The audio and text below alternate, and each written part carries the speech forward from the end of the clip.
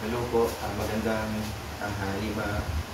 Ipakita ko lang kung paano i-unfold na lang po siya. So, ito, may magnetic lock. So, medyo maano siya, nakadikit lang siya. Medyo, hindi siya basta-basta kakalas.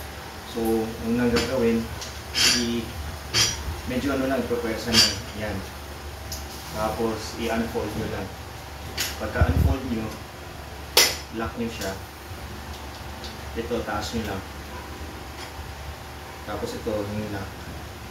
Ipit nyo lang po. Tapos ito, lock nyo lang po.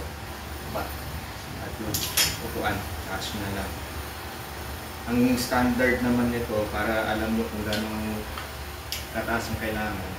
So, iipit nyo lang sa ilan ng underarm. Tapos, yan, nandito lang siya sa may paalan lang. Yun ang tamang height. So, yan. Ito na po siya. May side stand na lang po siya. Tapos, isasama ko na lang din po yung 3D na lang. May inner tube kayo. Pag na-flat kayo, pwede nyo na lang palitan na lang siya. So, papadala ko na lang sa inyo to. And then, meron din 3D na bigay ko na lang yung front carrier. Hindi ko lang pala na-install. Bago pa kasi siya eh.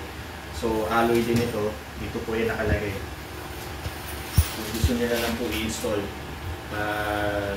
Lagay nyo na lang po sa bike shop na lang. So, isasama ko na lang din ito. So, ganun ulit yung pagtupi. Unahin nyo na muna yung seat post, baba. Lock nyo lang para hindi na siya gumalaw. Ito, manibela, bubuksan nyo lang ito. Pataas. Ganyan lang siya, tapos bubabaan din lang ito. Yan. Ano na po siya. May goma naman siya para at least hindi siya tatama sa frame. Tapos ito, safety lock, open nyo na. Yan. Tapos itupin nyo na.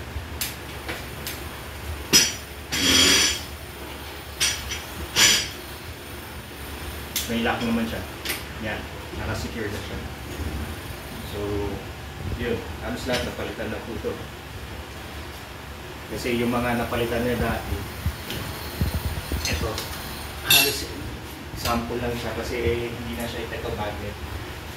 Yung dati kasi, ano pa yan, bakal pa yung mga ibang pyesa nito. Saka 9 speed na yan.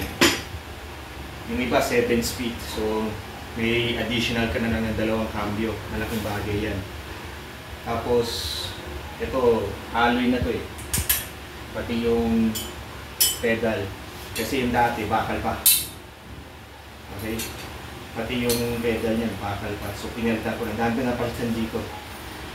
Ultimo yung pagcambio. Dati kasi ang cambio, parang ano lang, grip shift. So, medyo mahirap siyang gamitin. Ito yung pagcambio dati niyan. So, pinalitan ko na. Naka-rapid shifter na. Para mas madali na lang siyang gamitin. Okay, i-ano ko na lang, i-bubuk ko na lang yung lalang mo para ma-deliver na lang. I-check ko na lang kung magkano service fee na lang. And then once na dumating na yung lalang mo, i-send kita ng picture na lang. Okay? So, thank you.